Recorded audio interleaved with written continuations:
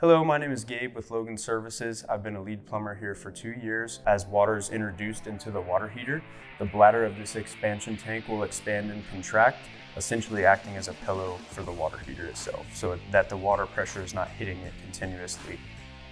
We've had expansion tanks create pinhole leaks. It is typically recommended around 5 to 7 years of the life of the water heater to replace the expansion tank. This here is an expansion tank that has failed. So what happened is the bladder inside of here, it's a plastic or rubber lined bladder that had failed.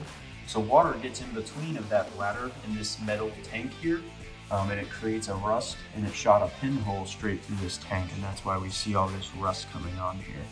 So some of the ways that you can check for the proper operation of your expansion tank is you'll want to screw this little cap off here, and there's going to be a Schrader valve. It's almost like a bicycle pump. And what you want to do is you want to press that little Schrader valve in. You want to have air come out. If you have water come out, that is a bad sign. That means the expansion tank is waterlogged. So we're going to test this here.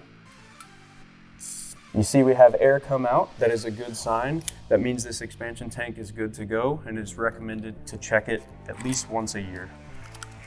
If you notice water leaking from your expansion tank, or if you check your expansion tank at the Schrader valve and you have water come out, please stop what you're doing and give us a call.